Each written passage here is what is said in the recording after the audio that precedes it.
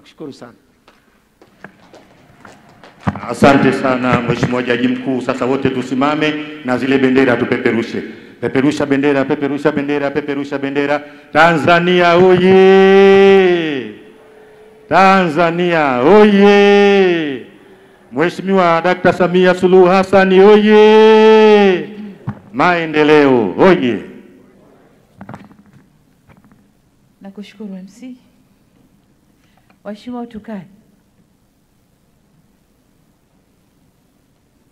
Mheshimiwa Damas Ndumbaro, Waziri wa Katiba na Sheria, waheshimiwa mawaziri na manaibu waziri mliopo nasi, Mheshimiwa mwenyeji wetu Jaji Mkuu wa Tanzania Profesa Ibrahim Juma na Jaji Mkuu wa Zanzibar Mheshimiwa Hamis Ramadhani Abdallah, Mheshimiwa Makamu wa Rais na Waziri Mkuu mstaafu baba yetu John Samuel Malechela, Mheshimiwa Jaji Mkuu mstaafu Jaji Mohamed Chande Othman, Mheshimiwa Deo Mwanyika, mwenyekiti wa Bunge, kiambatana na makamu mwenyekiti wa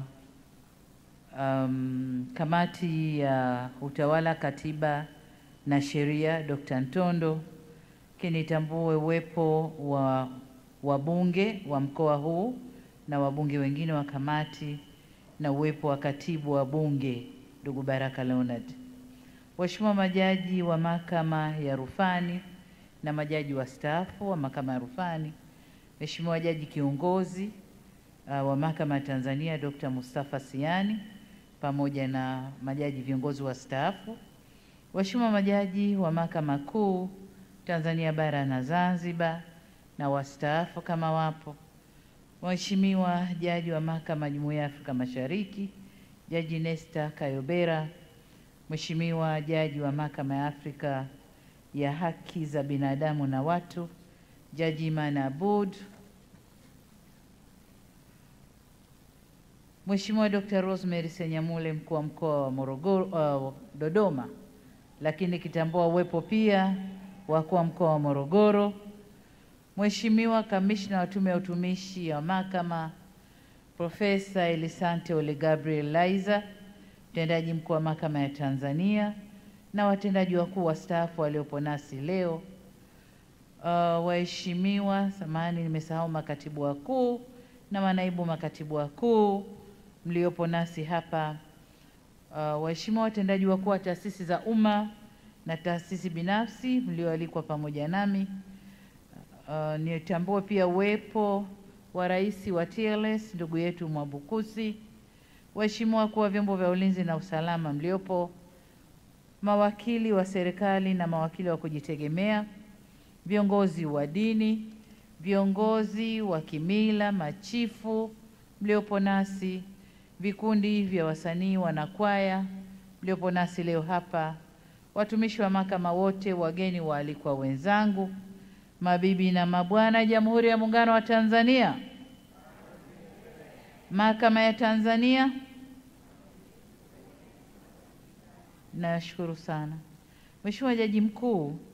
Awali ya yote nami niungane na walionitangulia kumshukuru Mwenyezi Mungu kwa hatua kubwa tuliofikia na leo kukutana hapa kuja kuzindua makao makuu ya Mahakama ya Tanzania, vile vile jengo la Tume ya Utumishi wa Mahakama na nyumba 48 za makazi ya majaji hapa Dodoma. Namshukuru Mungu kwa kutuwezesha hayo. Kwa hakika Mheshimiwa Jaji Mkuu, leo tumeandika historia nyingine kubwa zaidi ya ile ya tarehe 6 Oktoba mwaka 2021 ambapo nilizindua majengo ya vituo jumuishi 6 vya utoaji haki hapa jijini Dodoma. Historia tunayoshuhudia leo ni ya kipekee au ni ya kipekee zaidi, kwani kwa mara ya kwanza tangu mhimili huu wa mahakama kuanzishwa au kuanza rasmi nchini zaidi ya miaka 100 iliyopita, leo ndio tumekamilisha kuwa na makao makuu kamili ya mahakama. Sote tumesikia safari ndefu na yenye changamoto nyingi ambayo mhimili huu umepitia. nimepewa taarifa kuwa miaka 1990 ilifika kipindi mahakama zetu zilipungukiwa mahitaji muhimu, ikiwemo hata karatasi za kuandikia hukumu, hususan kwenye mahakama za mwanzo, hali iliyolazimisha kuandika hukumu hiyo kwenye madaftari yale ya watoto wa shule, au yakikosekana aina nyingine za makaratasi. Hali hii si jambo la kujinasibu nalo, si jambo la kujisifia, lakini kama historia lazima tukumbuke, kama safari lazima tukumbuke. Nalisemea hili kuonesha ni wapi nchi yetu imetoka mpaka kufika hapa tulipo leo, ambapo tumearifiwa kuwa mahakama hii tunayoizindua leo inakwenda kutoa huduma bila kutumia makaratasi, yani inakuwa paperless. Ni mambo ya mtandao, ni mambo ya teknolojia ndiyo yatatawala humu ndani. Safari ni ndefu, lakini tumefikia pazuri. Hongera sana Mheshimiwa Jaji Mkuu, majaji na mahakimu wa mahakama za Tanzania na watendaji wote wa mahakama. Ila pongezi zangu za dhati ni kwa Watanzania wote kuweza kufikia hatua hii ya maendeleo, hususan kwenye ulimwengu huu wa sasa wa kidigitali na akili unde. Mheshimiwa Jaji Mkuu, nakupongeza kwa jitihada zako wewe binafsi kwa kuendelea kusimamia kwa dhati suala la uboreshaji huduma za utoaji haki nchini. Umekuwa kiongozi shupavu, mwenye maono makubwa, usiye na kelele nyingi, bali utendaji mwingi. Pongezi zangu za dhati kwa uongozi mahiri na shirikishi.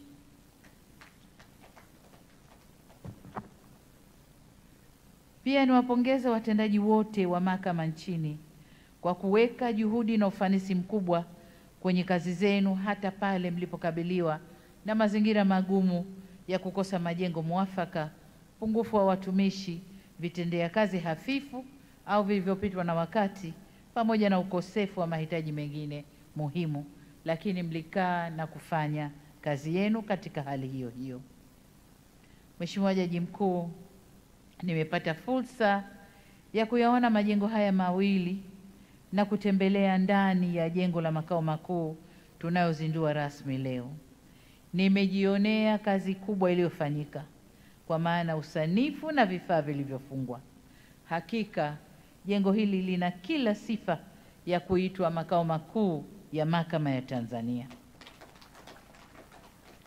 Kama tulivyojuzwa hapa kwamba jengo la makao makuu ya mahakama ni la 6 kwa ukubwa kati ya majengo ya makao makuu ya mahakama duniani. Tanzania tuko pazuri sana na tuna haki ya kutembea kifua mbele, na ni la kwanza barani Afrika. Nani kama Tanzania?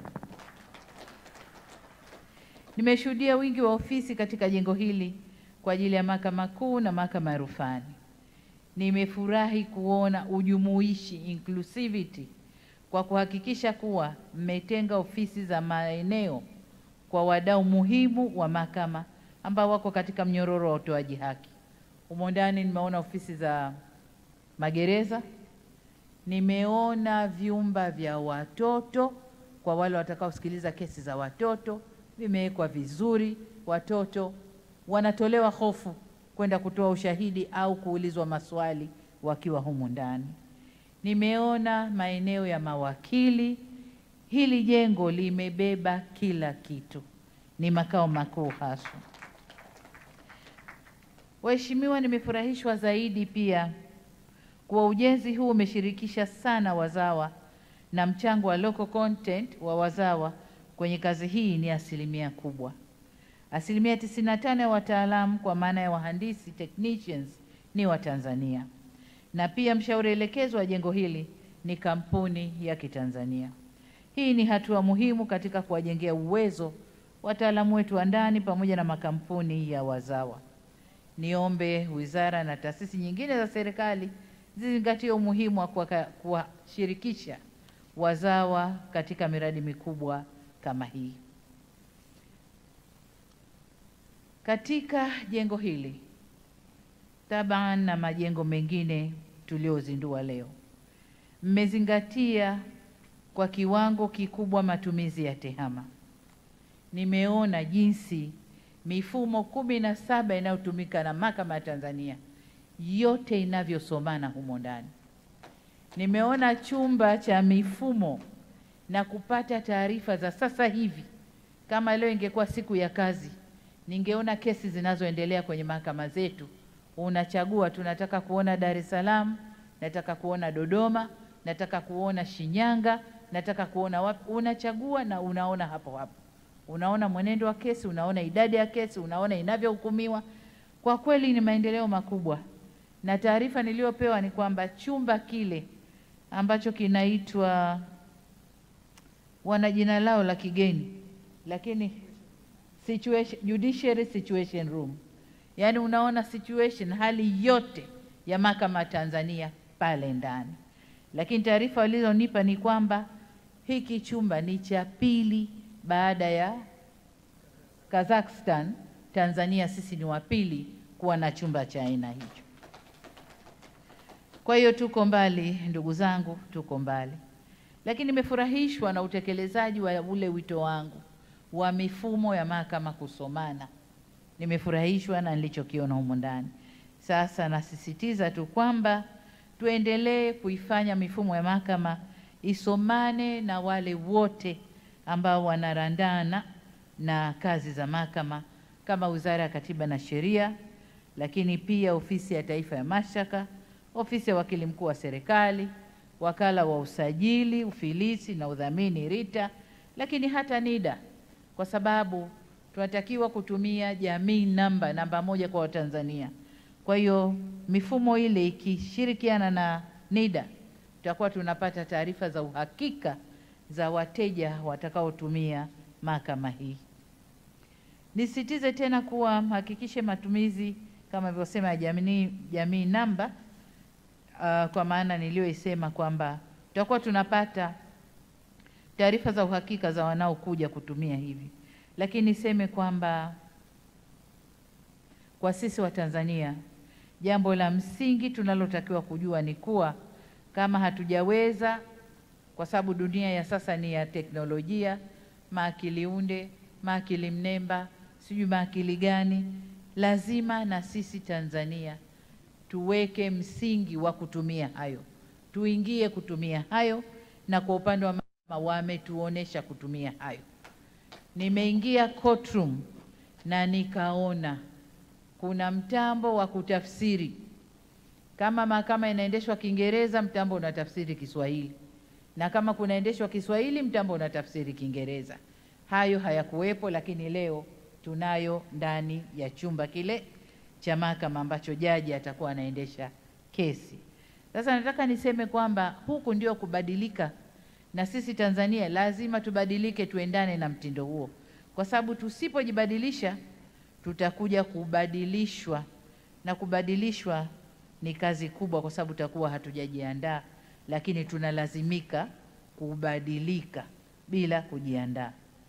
Lakini kwa ujumla, Mheshimiwa Jaji Mkuu, niwakaribishe Dodoma.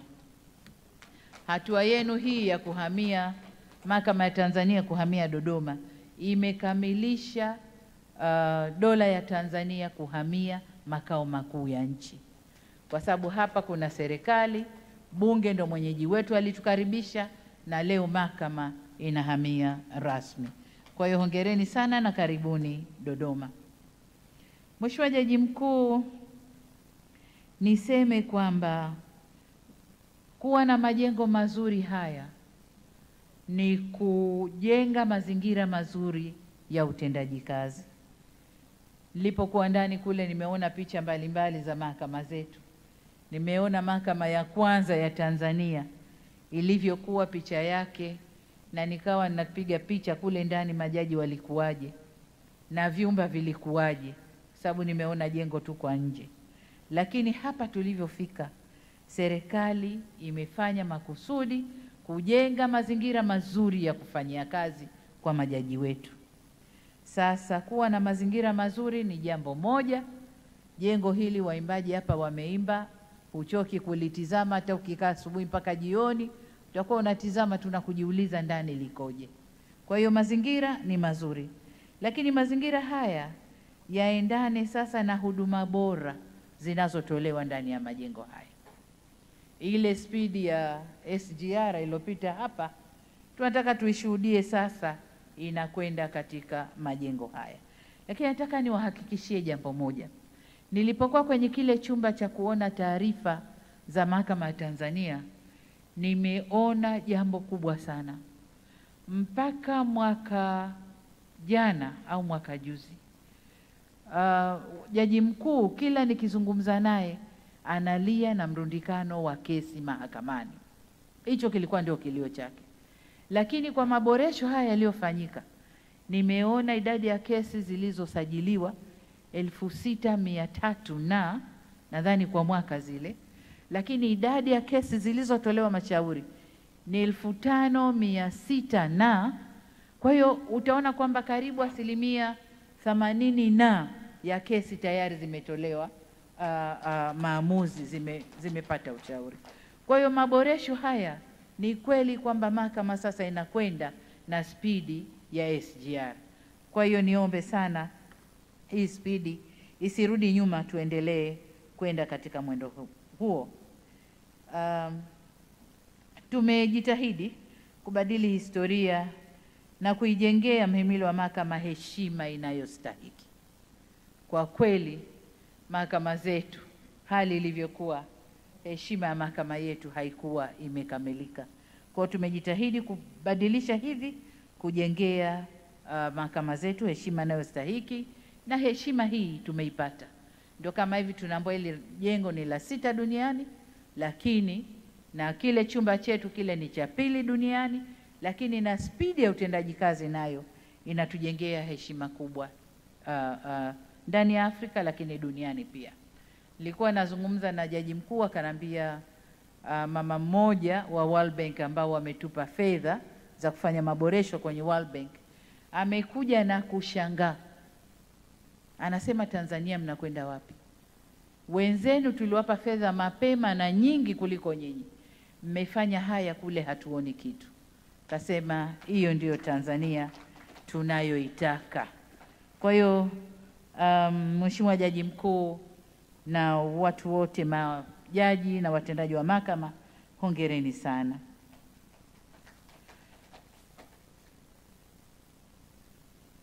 Serikali katika hatua nyingine ya kufanya mahakama iende kwa haraka, tumeongeza bajeti ya mahakama toka bilioni 160 mwaka 21. Nadhani mwaka huu wa fedha tuko kwenye bilioni 321. Hili litakuwa ongezeko la bilioni 80, na niwaahidi kuwa serikali kwa upande wetu tutajitahidi kutenga fedha hizi na kuzitoa kwa wakati.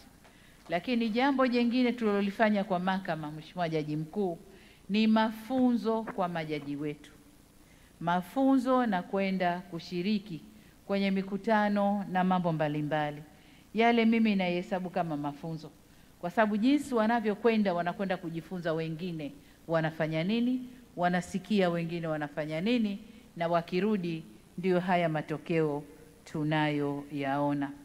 Nilimwahidi Jaji Mkuu sitazuia safari za majaji, na katika kipindi chote cha miaka 4 sijawahi kuzuia safari za majaji. Sasa tutaangalia mbele tunakokwenda, Mheshimiwa Jaji Mkuu.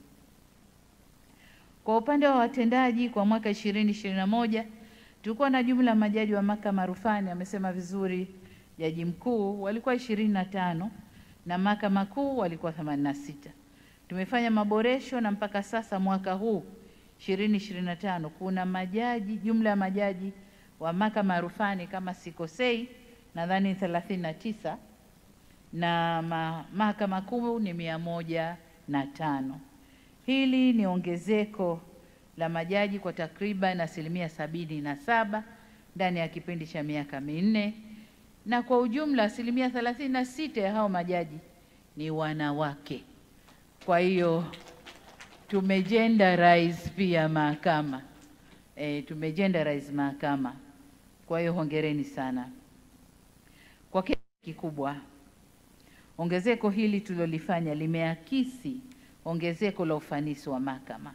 Kama mnavyojua, huduma za utoaji haki zinaweza kupimwa kwa vigezo vya namna nyingi, ila mojawapo ya kigezo cha upimaji ni wastani wa muda shauri linavyokamilika mahakamani na ongezeko la imani kwa wananchi kuhusu utendaji wa mahakama. Takwimu zinaonyesha kuwa mwaka 2021 wastani wa muda wa shauri moja mahakamani ilikuwa ni siku 119, ila mpaka mwaka jana 2024 wastani umepungua mpaka siku 78 tu. Kwa hiyo ni hatua kubwa. Hongereni majaji na mahakimu. Haya ni maboresho makubwa sana.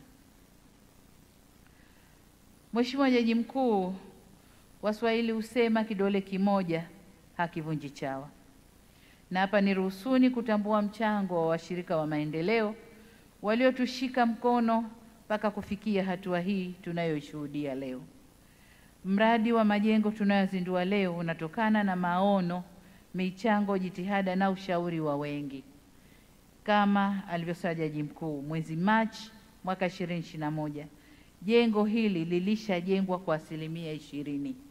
Hii ina maana kazi hii, maono haya tuliyaona toka awamu ya 5, mimi nikiwa makamu wa rais, na ndio maana nikasema kazi iendelee. Kwa hiyo mpaka Machi 21 wakati mimi nashika dhamana hii, jengo hili lilikuwa 20%. Sasa namshukuru sana Mungu, tumefanikiwa na tumeweza kumalizia ujenzi kwa kutumia fedha za ndani. Pamoja na mradi huu, tulifanikiwa kupata mkopo wa nyongeza kutoka Benki ya Dunia wa dola milioni 90 uliojenga vile vituo jumuishi, mahakama jumuishi 9 ikiwemo moja ya kule Pemba na mahakama za mwanzo 60 ili tuzidi kupeleka huduma karibu na wananchi. Aidha, nimefahamishwa kuwa sehemu ya fedha za mkopo huu zimetumika kununua na kuweka vifaa vya tehama vya kile chumba ambacho nimesema Judiciary Situation Room, ambayo nimeiona na nimeshangazwa na yaliyoko pale ndani. Hongereni sana. Lakini niseme pia kwamba kabla ya mkopo huu ambao umefanya mambo haya, Benki ya Dunia ilishatupa mkopo wa kwanza wa dola milioni 65 ambazo pamoja na mambo mengine zijenga mahakama za wilaya 18 na vituo vya mahakama shirikishi 6. Nami nilipata bahati ya kuvizindua vituo hivyo hapa Dodoma. Lakini katika jitihada za mashirikiano tunayoyashuhudia leo ni matokeo ya uzoefu tulioupata kutoka kwenye mahakama za nchi nyingine marafiki ambao mifumo yao ya utoaji haki inasifika kwa uimara, ubora na uwazi zaidi. Na ndio maana nikasema majaji hawa wakitoka kwenda nje, wakikutana na wenzao, tunasoma yote haya na wakirudi tunabadilika. Kwa hiyo kwa niaba yenu mimi niwashukuru wadau wote wa maendeleo ambao tunafanya nao kazi na kuleta mageuzi haya 360 degrees ndani ya mahakama zetu. Tunawashukuru sana. Mheshimiwa Jaji Mkuu, pamoja na ufunguzi wa majengo haya, nafurahi kueleza kwamba serikali inalichukua kwa uzito mkubwa swala la utoaji haki na tunayo mipango madhubuti ya kuhakikisha haki inafika maeneo yote nchini kwa wote na kwa wakati. Tayari kama serikali tunatekeleza jumla ya miradi 144 ya ujenzi wa miundombinu ya mahakama katika ngazi tofauti, ikiwemo ujenzi wa vituo vile nilivyosema 9 vya ICJs, ukarabati wa majengo mawili ya mahakama kuu, ujenzi wa mahakama za wilaya 17, ujenzi wa mahakama za mwanzo 70 na ukarabati wa mahakama za mwanzo 12, pamoja na ujenzi wa vyumba au nyumba za makazi au nyumba ya makazi ya Mheshimiwa Jaji Mkuu hapa Dodoma. Sijui tumeianza bado? Hatujaanza? Inaendelea? Kwa hiyo Mheshimiwa Jaji Mkuu, tunataka ubaki hapa Dodoma. Kwa hiyo tukimaliza nyumba, una sababu ya kuzunguka, labda uzunguke kwa kazi, lakini makazi utakuwa comfortable hapa Dodoma. Miradi mingine ni ujenzi wa nyumba za waheshimiwa majaji kwa mikoa ya Geita na Tanga, ukarabati wa nyumba za majaji mikoa ya Iringa, Mbeya na Tabora, na kujenga jengo la Lumumba Complex linalotegemewa kuwa na mahakama ya mwanzo Kariakoo, mahakama ya wilaya ya Ilala, kumbi za mikutano na mafunzo kwa ajili ya chuo cha uongozi wa mahakama na Institute of Judiciary Administration. Miradi hii yote iko kwenye hatua mbalimbali za utekelezaji. Mheshimiwa Jaji Mkuu, nikuhakikishie kuwa serikali itawezesha ukamilishwaji wa miradi hii inayoendelea kwa wakati. Serikali pia inaendelea na maandalizi ya sera ya taifa ya haki jinai na tupo kwenye kukusanya maoni ya wadau wote katika mnyororo wa haki jinai nchini. Kukamilika na kutekelezwa kwa sera hiyo kutawezesha maboresho zaidi ya taasisi za haki jinai ikiwemo mahakama. Kwa kuzingatia falsafa yetu ya R4, serikali itaendelea kufanya mageuzi katika mifumo yetu ya haki jinai na haki madai ili kuboresha utoaji haki nchini kwa ustawi wa wananchi wote. Aidha, tumeweza kupunguza idadi ya kuweka mahabusu wasiokuwa na kesi za msingi kwa kuweka sharti kwa waendeshaji wa mahakama kufungua kesi mahakamani mara baada ya kumalizika shughuli za upelelezi. Katika hatua nyingine, ili kukabiliana na changamoto ya uelewa wa masuala ya kisheria, kupitia Wizara ya Katiba na Sheria tulizindua kampeni ya kisheria ya Mama Samia Legal Aid. Kampeni hiyo imefikia mikoa 22, halmashauri 154, kata 1639 na vijiji au mitaa 4897 na jumla ya wananchi 2,191,274 wameweza kupata elimu na huduma za msaada wa kisheria. Aidha, katika kutatua changamoto za wananchi za kisheria, serikali imeweka mfumo unaotumiwa na madawati ya msaada wa kisheria katika halmashauri zetu nchini. Vile vile tumeboresha matumizi ya lugha ya Kiswahili katika shughuli za mahakama, ikiwa ni pamoja na usikilizwaji wa kesi, kupata taarifa na utoaji wa hukumu. Kwa upande mwingine, nimetembelea hili jengo. Nimezungushwa kwenye kitengo cha kusikiliza malalamiko au kutoa mrejesho kwa namba ambazo mtendaji mkuu wa mahakama nadhani anazitangaza huko, lakini wananchi wanapiga simu moja kwa moja kutoa mrejesho au kusifu mahakama au kusema changamoto za mahakama au kutoridhishwa na hukumu iliyotoka, na mirejesho ile inachukuliwa, inafanyiwa kazi, na kama kureview kesi zinakuwa reviewed au zinapitiwa upya, na kama mambo mengine changamoto zile zinafanyiwa kazi. Huu ni uwazi mkubwa kwa mahakama zetu, ni uwazi mkubwa, na imeongeza credit sifa ya Tanzania katika utawala bora. Hongereni sana mahakama. Lakini kwa upande mwingine tumefanya maboresho katika mitaala na ufundishwaji kwenye vyuo vyetu vya sheria. Kwa mfano, Shule Kuu ya Sheria kwa Vitendo, The Law School of Tanzania, na chuo cha mahakama kile tunachokijua Institute of Judicial Administration. Nataka niwaahidi kwamba serikali itaendelea kuunga mkono juhudi za mahakama katika kuboresha maslahi ya watumishi wa mahakama. Tumeanza kidogo kidogo na tunaendelea. Kwa tutaendelea kuangalia mahakimu na watumishi wote, majaji, mahakimu na watumishi wote wa mahakama, jinsi hali itakavyokuwa inaruhusu. Tutaendelea kuongeza idadi ya mahakimu na majaji na kujenga majengo ya miundombinu mingine kadri uwezo wa kibajeti utakavyoruhusu. Lengo letu kuu ni kuimarisha mifumo ya utoaji wa haki nchini.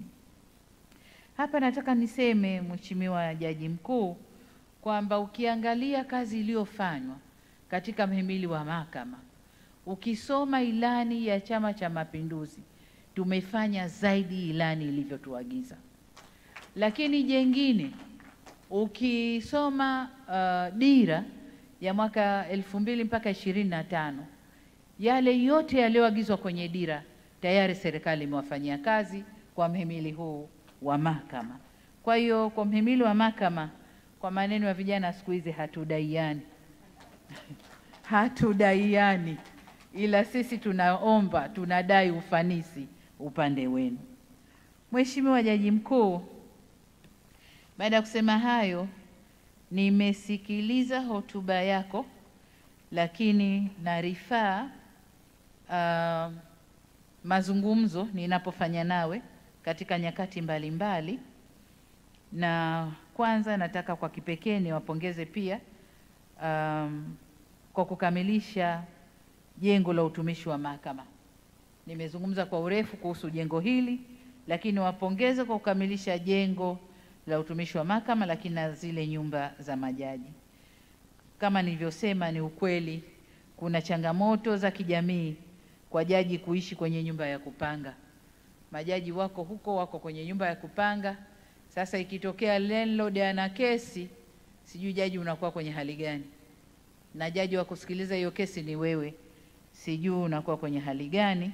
Sasa hiyo taswira inatusukuma tuweke mkazo kwenye ujenzi wa nyumba za majaji. Lakini la pili, kile kiwanja cha Chimala ambacho umesema ni kidogo, nadhani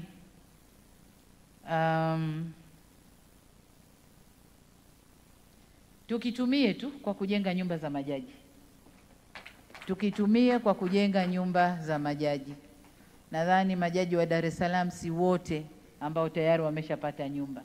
Sasa kwa sababu kiwanja kipo, basi tuangalie inavyowezekana na pale kujenga zile blocks ili majaji waweze kukaa pale.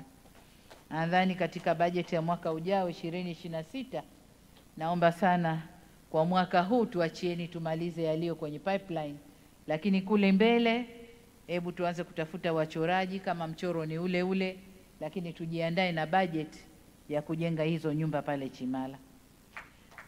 Lakini jengine ni ombi kwa TAMISEMI, ujenzi wa mahakama za mwanzo, na lenyewe hili kaeni na TAMISEMI, mtendaji mkuu waone TAMISEMI, kaeni na Wizara ya Fedha muone tutakavyoweza kujipanga kule mbele kwa TAMISEMI kuweza kujenga hizo mahakama za mwanzo. Mheshimiwa Jaji Mkuu, nimefahamishwa pia kwamba hadi sasa mnalipia takriban shilingi milioni 147 kwa mwezi kwa TTCL kwa huduma za mtandao. Na nilipokuwa kule ndani walikuwa wananionyesha, kwa sababu leo tulioko hapa wote tumepewa free wifi. Kwa hiyo wakawa wananionyesha matumizi yalivyopanda kwa leo wakati huu. Anasema huko nje kila mtu simu mkononi, angalia yanavyopanda. Nikaa naona real time data ya matumizi ya wifi kule ndani. Kwa hiyo kwa leo tumewatia hasara kidogo. Na katika maelezo yenu kule ndani mlisema kwamba matumizi haya ya wifi bado ni makubwa. Mnahitaji wanaita nini? Bandwidth zaidi, mtandao zaidi, ili muweze kuendesha shughuli za majengo haya, tume ya utumishi na maeneo mengine. Na mnakisia kwamba matumizi yenu yanaweza kafika shilingi milioni 400 kwa mwezi. Hili tayari limewapa hofu, lakini niwaombe kaeni na TTCL na sekta nyingine zinazohusika muone mtakavyoweza kulifanyia kazi. Wasia wangu kwa watendaji wa mahakama, ni mategemeo yetu serikali kuwa haki huendana na wajibu. Kama serikali tumefanya wajibu wetu wa kuwawekea mazingira wezeshi yote ya kufanyia kazi, lakini na ya mifukoni. Hivyo basi ni imani yetu kuwa mtatutendea haki pia kwa kusimamia kikamilifu dira ya mahakama inayosema haki sawa kwa wote na kwa wakati. Bajeti, ajira za watumishi na miundombinu iliyowekezwa na serikali iwe ni chachu kwenu ya kuimarisha zaidi utoaji haki kwa wakati, kwa wote, bila kujali hali ya mtu, huba wala upendeleo, kama kwenye kiapo chenu ninachokipenda sana. Nasema nitatoa haki kwa wote bila kujali huba, upendeleo, nini wala chuki. Kile kiapo nakipenda sana. Kwa hiyo naomba mkakitekeleze kile kiapo mnachoapa. Ni imani yangu vile vile pia kwamba mitazamo na utendaji kazi wa watumishi wa mahakama na wadau wote watakaotumia majengo haya tunayoyajenga vitaendana na maboresho na uwekezaji mkubwa uliofanywa kwa kutumia fedha za wananchi wanaolipa kodi. Wananchi hawategemei kwamba haki tu itendeke, bali pia haki ionekane kuwa imetendeka. Na hapa napata faraja, sababu katika tathmini tunayofanyiwa na kimataifa, imani ya watu kwa mahakama imekuwa inapanda kila mwaka tunavyofanyiwa tathmini. Nadhani mpaka mwaka jana tulikuwa 88 mpaka mwaka jana. Kwa hiyo imani yangu na maboresho haya tutakwenda kupandisha imani ya watu juu ya mahakama zao. Nikihitimisha, Mheshimiwa Jaji Mkuu, kwa mara nyingine tena nichukue fursa hii adhimu kukushukuru wewe, uongozi wa mahakama na watumishi wote kwa kazi nzuri ambayo mnaendelea kuifanya. Mheshimiwa Jaji Mkuu, natambua kwamba umebakisha miezi michache kustaafu, na mimi sina tena dhamira ya kugombana na majaji wale, na dhamira ya kukuacha ukapumzike. Kwa hiyo waheshimiwa majaji, jipangeni tu, jaji anakwenda kupumzika. Lakini Mheshimiwa Jaji Mkuu, niseme umefanya mageuzi makubwa ya mahakama yetu,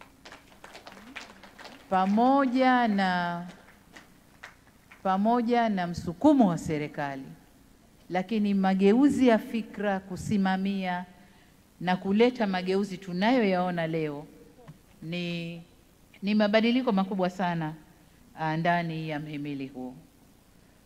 Sasa Katibu Mkuu Kiongozi, nimekuona huko hapa, umenipangia kutoa nishani kwenye sherehe za Muungano. Naomba niongezee nishani moja ya Jaji Mkuu wa Tanzania. Baada ya hayo, niruhusuni kugusia maneno machache ambayo naomba muyatupie jicho kwa maboresho zaidi. La kwanza, mahakama za mwanzo. Msifungwe sana na masharti ya kiufundi kule mahakama za mwanzo, lakini kama ibara yetu ya 107A na ibara ndogo ya pili E ya katiba inavyosema, kwa katika kutoa maamuzi yake, miongoni mwa kanuni ambazo mahakama zitazingatia ni kutenda haki bila kufungwa kupita kiasi na masharti ya kiufundi yanayoweza kukwamisha haki kutendeka. Naomba hiyo ibara iangaliwe hasa kwenye mahakama za mwanzo. Ninatambua kwamba tumeongeza mahakimu na watendaji wengine ambao ni wataalamu.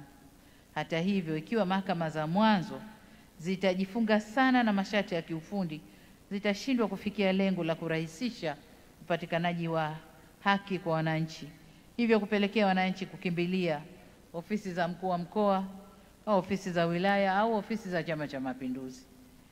Kumbe wangeenda mahakamani kwa urahisi wakapata haki zao. Ni lazima tuwajengee imani wananchi kwa mahakama ndio kimbilio lao la kwanza, la mwisho na la kipekee katika kudai haki.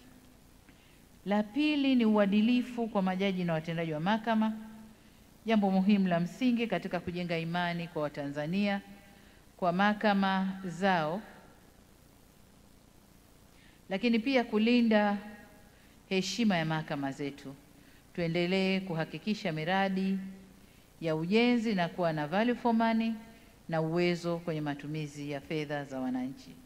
Lakini la tatu, dhana ya mahakama kuwa people centered ionekane kwa vitendo. Na hapa napongeza kile kituo cha call center. Ni kweli mahakama inaonesha kwamba ni people centered. Sasa mbali na kituo kile, basi hata utoaji wa haki uwe people centered. Lakini la nne, utunzaji wa majengo na miundombinu. Majengo ya vituo jumuishi vya utoaji haki, yani IJCs, tayari yana miundombinu za ofisi mbalimbali zikiwemo ofisi za majaji wa rufani na masjala pia. ila ni jambo la kushangaza kuwa bado majaji wa rufani wanasafiri umbali mrefu, na hapa ni hoja ya kwamba kujenga nyumba karibu na maeneo ya kutendea kazi. Lakini wakati na kukabidhi ufunguo, Mheshimiwa Jaji Mkuu, wakati na kukabidhi ule mkubwa wa dhahabu, nilikuomba sana kutunza majengo haya. Unajua, ujenzi ni jambo moja, maintenance ni jambo jingine. Na kwa bahati mbaya sisi Waswahili, neno maintenance kwetu, tupite tu huko, tunajenga majumba yetu mazuri kweli, tukipata vijisenti vyetu mbio tunakimbilia tunajenga. Baada ya miaka 5 kipita nje ukungu umetanda, dirisha nje kioo halijarekebishwa, sijui kitu gani kimeporomoka kinaning'inia hivyo hivyo. Kwa hiyo majengo haya, Mheshimiwa Jaji Mkuu na watendaji, mtendaji mkuu wa mahakama haswa, hili jengo nikipita hapa miaka 3 nilikute liko hivyo. Jengo la Tume ya Utumishi wa Mahakama liwe hivyo ndani na nje. Tujitahidi sana. Najua maintenance cost ni kubwa, lakini iwe sehemu ya bajeti, kwamba hizi fedha ni kwa ajili ya maintenance ya majengo yetu.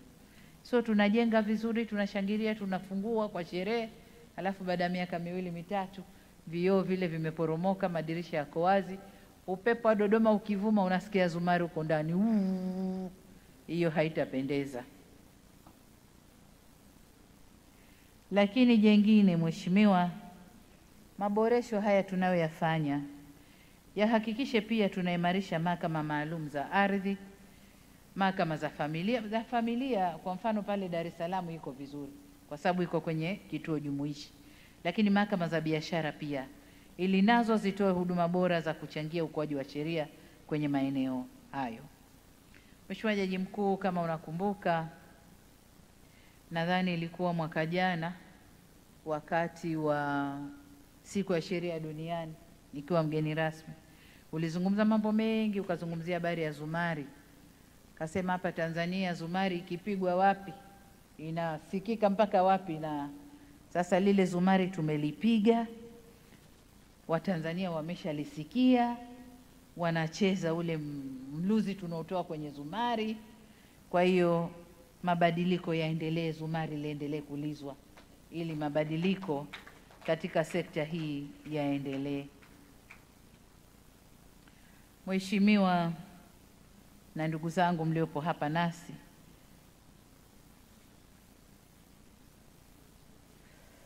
baada ya maneno hayo, sasa nitamke rasmi kuwa jengo la makao makuu ya Mahakama ya Tanzania, jengo la Tume ya Utumishi wa Mahakama na nyumba 48 za makazi ya waheshimiwa majaji yaliyopo katika jiji la Dodoma hapa sasa yamefunguliwa rasmi. Makofi mengi sana, makofi na vigelegele.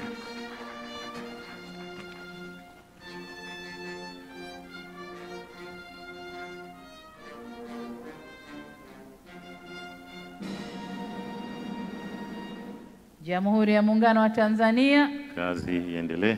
Mahakama ya Tanzania. Kazi iendelee. Asanteni sana. Naomba tusimame kama ishara ya kumshukuru Mheshimiwa Rais. Makofi mengi, kina mama, vigelegele. Tanzania oye! Aya, asante. Mheshimiwa Rais, naomba uridhie kwa kumalizia tupate picha za kumbukumbu kwa haraka haraka. Naomba tukae.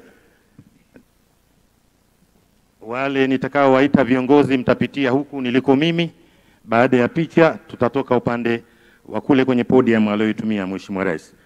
Kwanza tupate picha ya meza kuu, Jaji Mkuu mstaafu, majaji viongozi wastaafu na majaji wote wastaafu tuliopo.